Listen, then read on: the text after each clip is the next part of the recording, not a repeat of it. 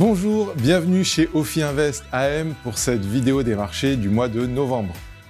Eh bien, les urnes ont parlé, Donald Trump sera le 47e président des États-Unis. Sa victoire s'accompagne d'une reprise du contrôle du Sénat et d'une forte probabilité de conserver celle de la Chambre des représentants, impliquant une bonne capacité à déployer son programme.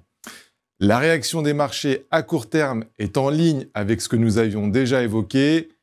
Hausse des actions américaines, hausse des taux américains, hausse du dollar avec une tendance inverse pour les actifs européens. La visibilité retrouvée, les marchés devraient anticiper la traduction financière des mesures phares du président républicain. Mise en place de droits de douane forts, baisse des impôts sur les sociétés, dérégulation de certains secteurs, notamment sur les banques ou l'énergie, et enfin loi sur l'immigration. Dans ce contexte, et en attendant sa prise de fonction effective au 20 janvier 2025, nous devrions voir les marchés américains anticiper à court terme un environnement plus inflationniste et plus orienté croissance. Alors, est-ce que ces réactions seront durables? Une chose est sûre, l'ampleur de la mise en œuvre du programme de Donald Trump et l'horizon temporel restent des éléments clés pour répondre à cette question et sur lesquels il y a peu de certitude à ce stade. En effet, à plus long terme, un scénario à plein régime de Donald Trump pourrait s'avérer moins favorable aux actions et plus aux obligations en raison des freins à la croissance, du protectionnisme et d'une moindre immigration. En attendant, les marchés actions américains devraient, selon notre scénario, surperformer dans la perspective d'un cadre plus business-oriented et avec plus de visibilité, secteur technologique inclus avec la présence probable d'Elon Musk dans la future équipe de Donald Trump. Dans cette optique, nous repondérons les actions américaines en conséquence.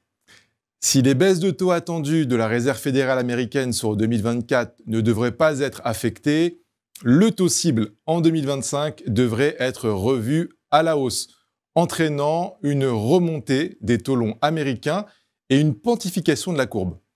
Côté européen, le mouvement devrait être inverse, avec une activité fragilisée amenant la Banque centrale européenne à effectuer plus de baisses de taux courts et donc un taux 10 ans allemand orienté à la baisse.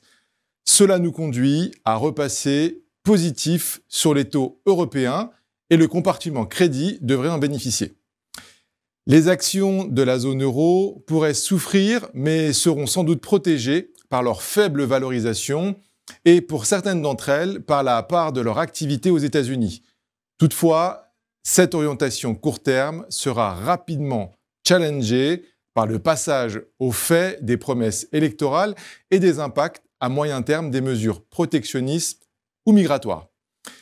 Les changements probables en politique extérieure ainsi que les questions de déficit budgétaire seront également de nouvelles sources de volatilité. Il nous a semblé préférable de favoriser le marché américain qui, au moins à court terme, devrait bénéficier de l'effet MAGA, Make America Great Again. Merci de nous avoir suivis et à bientôt pour une prochaine vidéo.